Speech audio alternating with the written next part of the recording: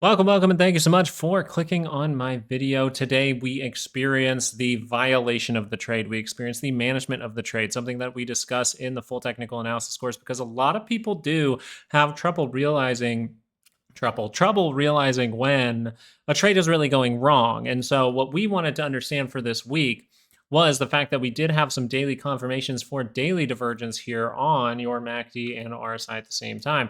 And that tells us, especially as they become significant, that the momentum here is extremely weak. And that could be the case, but we did mention a couple days ago, or maybe it was yesterday, that we are heading into the end of the quarter. And actually at the beginning of the week, we were mentioning the violation for the trade, and that would be the 2-hour chart being able to curl up.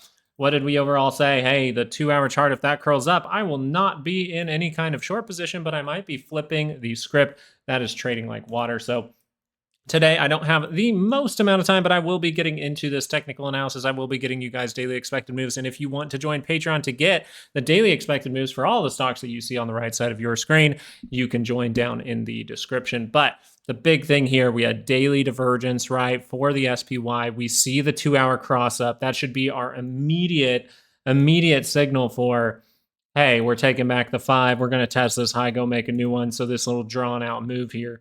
And the thing about this is now this has totally flipped the script.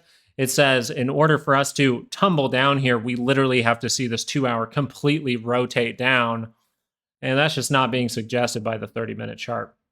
If we're going to continue to squeeze, well, then we might want to pay attention to the weekly expected move because the daily expected move is right by it. We have 654.60 to the upside.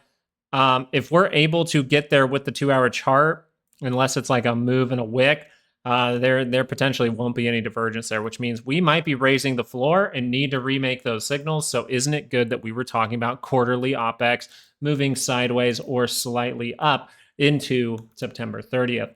The lower expected move, 643.64. So as of right now, the charts would say bullish. We are in positive territory. We are curling up. Hopefully you are very happy with the decisions that you made down here when we blatantly said on Patreon and blatantly said on YouTube, this is a decision-making area. You saw a rapid move really, really fast, and you have to make decisions down there. And you have to live with those decisions now. And that's why we are aware of both sides, because everyone's saying this is going to roll.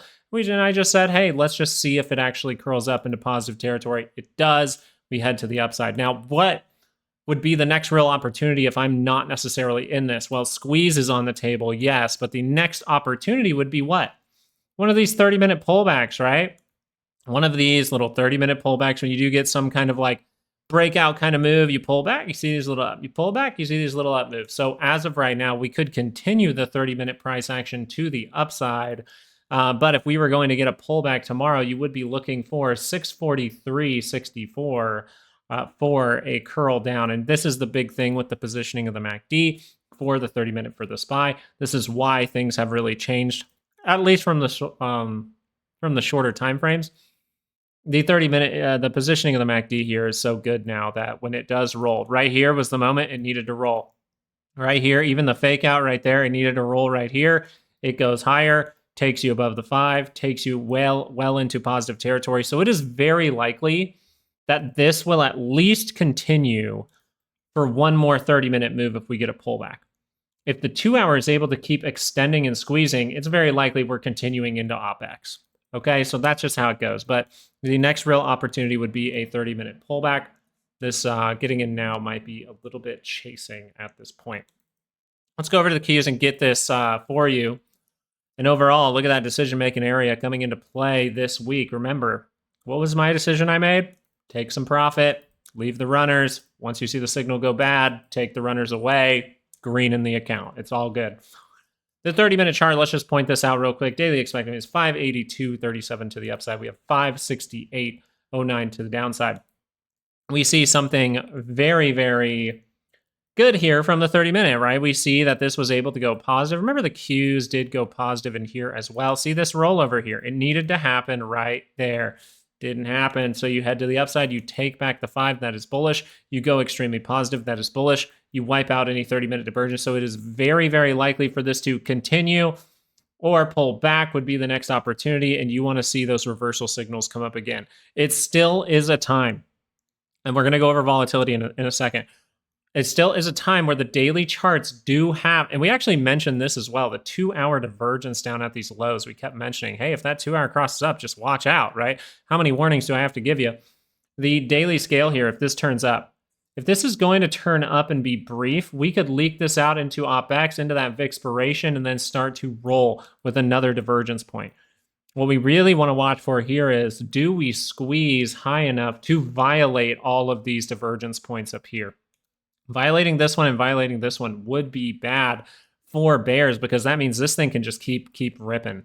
Another little pullback like this, like right in here, and you just keep ripping. So daily confirmation we will be paying attention to. As of right now, the 2-hour potential divergence has confirmed. You do see a 30-minute heading to the upside. This means that squeeze to the upside is very, very likely, barring we get some terrible, terrible unemployment data tomorrow. Then this is, even if we do get bad data, it's very likely to 30-minute pullback and head to the upside.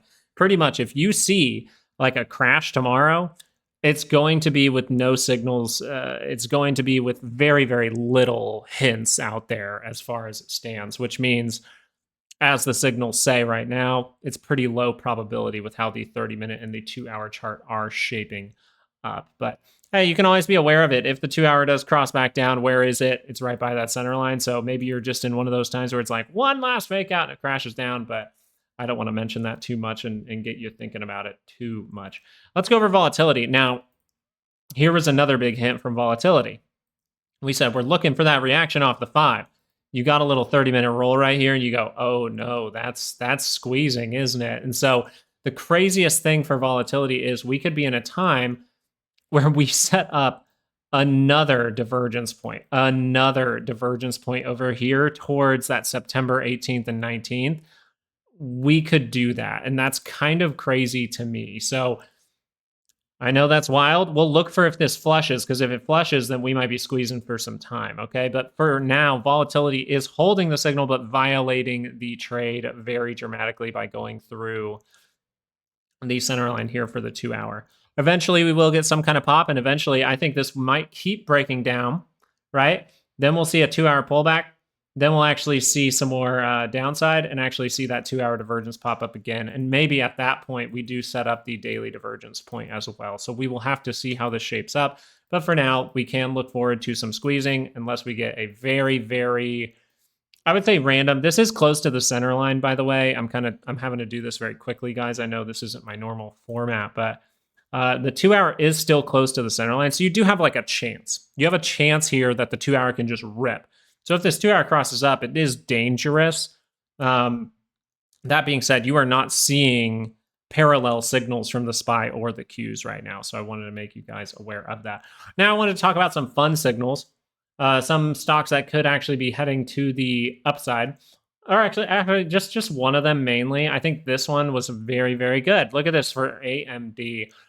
I wanted to show this off on Patreon. Ended up having to help out the wife today. So we actually see the 2-hour chart here giving you the divergence on the MACD and RSI. Pretty crazy. Confirmation, just barely. Still below the 5, right? The 5-day, but confirming on that 9. So that is a very, very good sign that the daily wants to turn up. Where is the daily chart? It is right by that center line. This actually means that with that confirmation, you have a good probability that AMD is going to curl up on the daily chart. So barring that data in the morning, rolling this thing, barring the management for the trade being the 30-minute chart actually rolling back down into negative territory if you wanted the management for the trade. And the reason that this trade was so fun, such a good look, at least for now, was you actually had the double bottom divergence here as well for the 30-minute. So that allowed you on the 30-minute to get in, watch that 2-hour confirm and feel good about the 2-hour. And now you're just saying, hey, if the 30-minute rolls right here, the trade is violated. But if you're able to see a good upside move, you can actually see this start to take back the 5 and head to the upside. Which for AMD, that means that this has a very, very high probability to come up to about 181, 180 over the next couple of weeks. So that would be very, very cool. But I just wanted to show off something because I haven't had the most amount of time lately, but I do want to get back into like showing off a lot more charts, showing off a lot more of the individual stocks as well. So we will try to do that in the coming weeks, get back into the flow of things.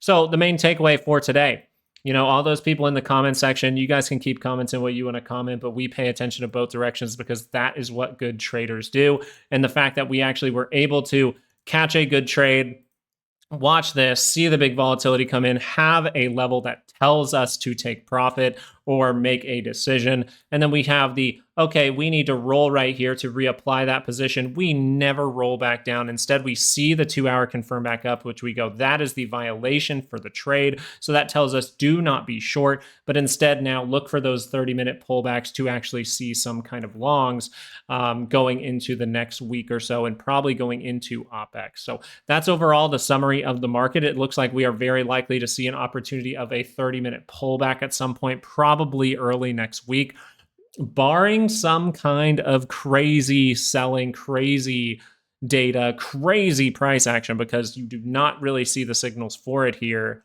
Like, you just see a dump out of nowhere. That's the only thing that can really cause this market to turn down at this point. So it looks like we might have bought ourselves some time for the bulls once again. And we'll have to be a little bit more patient for that dramatic pullback, that dramatic retracement that probably will come eventually. And the higher we go up, the uglier I think it gets. Hey, thank you guys for watching this video. I really do appreciate it. Thank you guys for liking, subscribing, doing all those things. Like I said, you can get the you can get the daily expected moves, the Friday daily expected moves for every stock that we do cover on the right side of your screen over on Patreon. But other than that, I just hope you have a great night. And I hope that you go into Friday with the mindset of, hey, I'm going to try to make some money and make sure to be patient for an opportunity because we don't want to ruin that weekend. All right. Thank you guys so much. Have a good night. Peace out.